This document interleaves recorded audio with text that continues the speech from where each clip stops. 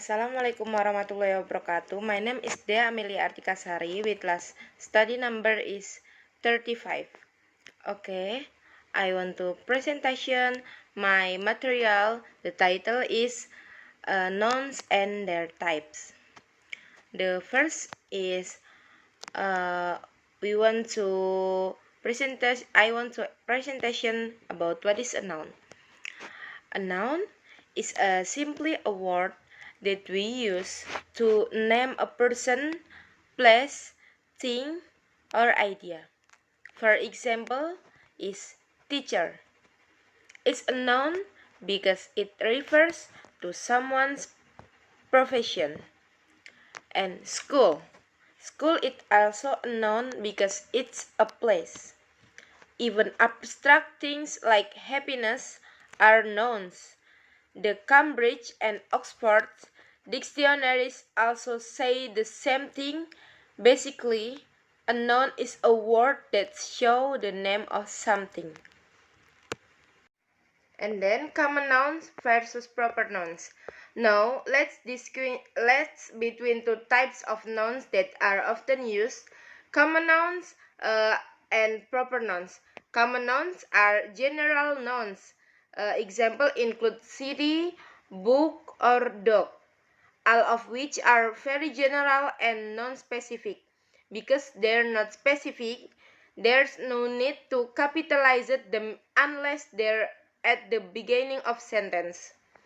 Proper nouns, on the other hand, are more specific. For example, not just city, but Jakarta, not just singer, but Taylor Swift. Because it's a specific name, we should always capitalize it. An easy example like I live in a city, that is a common. And then I live in Jakarta, that is specific. And then uncountable nouns. Uncountable nouns are nouns that can be counted. For example, like apple, book, chair, we can say one apple, two apples, and so on. You can use numbers, and if there's more than one, just say or s. And then uncountable nouns is cannot be counted one by one. There are usually liquids, ingredients, or abstract things. For example, is water, sugar, or information. We cannot say one sugar or two waters. We use auxiliary word like some a little, or units like a glass or of water, a piece of advice. And then after that is concrete versus abstract nouns. Concrete nouns are nouns that we can feel directly, we can see, touch, hear, smell, or taste. Example include dog, table, and music. Whereas abstract nouns can only be felt using feelings, not the 5 sentences like love, happiness, freedom. We know how it feels, but we cannot hold it or see its shape. And then singular and plural nouns. Nouns can also be singular or plural. If it's just one, we say dog, book, baby. But if there's more than one, just adds or es. Dogs, like dogs, books, and books. There are also special rules.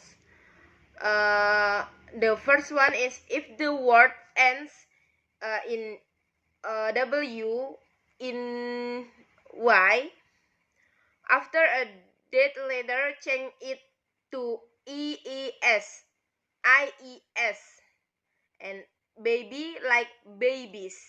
But if there's are vowel before the Y, just adds, like boy to boys. And there are also irregular forms, like man to men, child to children. And then possessive nouns. Uh, Possessive nouns is ownership. If we want to say something belongs to someone, we added an s behind it. For example, John's book means John's book. If the noun is plural and already ends in s, just added an apostrophe, students' homework. But if the plural doesn't have s, just keep the s, like children's toys. Okay, and the last is collective nouns. Collective nouns is a word that represent a group, such a team, family, herd, or a bunch. Even though there are many of them, these words are usually considered one unit. For example, the team is winning because it means the whole team. But sometimes it can also be considered plural if we focus on the people in it. For example, the team are wearing different uniforms. Okay, that's all for me. And the last, wassalamualaikum warahmatullahi wabarakatuh.